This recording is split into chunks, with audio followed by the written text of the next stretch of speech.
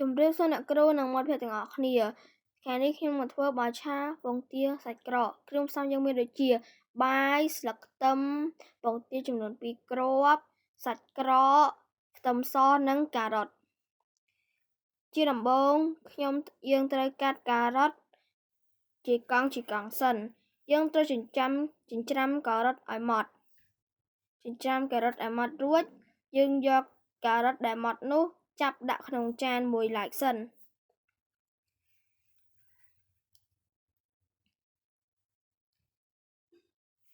រួចយើងត្រូវហាន់ស្លឹកខ្ទឹមឲ្យម៉ត់ផងដែរយើងត្រូវហាន់វាដើម្បីយកទុកឆាជាមួយនឹងបាយរបស់យើងហាន់ឲ្យម៉ត់ទូចរួចយើងចាប់ដាក់ទៅក្នុងចាន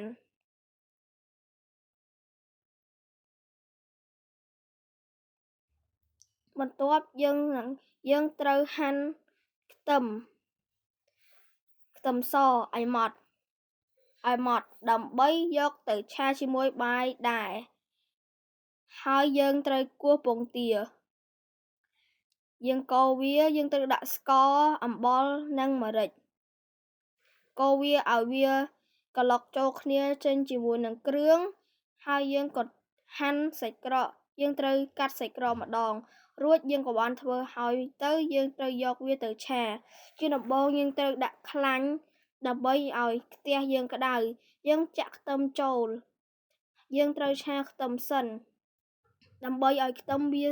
ស្រួយនៅពេលដែលខ្ទឹមស្រួយយើងចាក់ពងទាចូលយើងត្រូវក្រឡុកពងទាជាមួយខ្ទឹមយើងត្រូវក្រឡុកចុះក្រឡុកឡើងដល់ពងទាឆ្អឹងរួចយើងដាក់សាច់ក្រកចូលយើងចៀនសាច់ក្រកមួយឡែកពីពងទាយើងចៀនធ្វើយ៉ាងម៉េចឲ្យសាច់ក្រកនឹងវាក្រៀម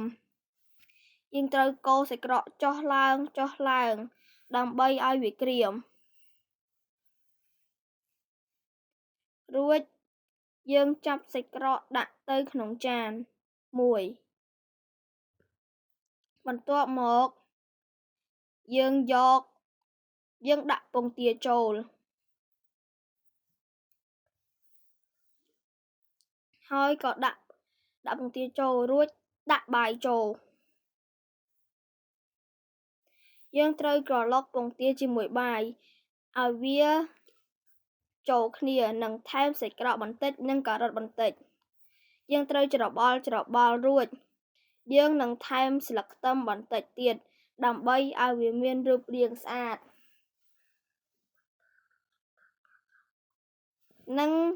និងយើងបន្ថែមរសជាតិ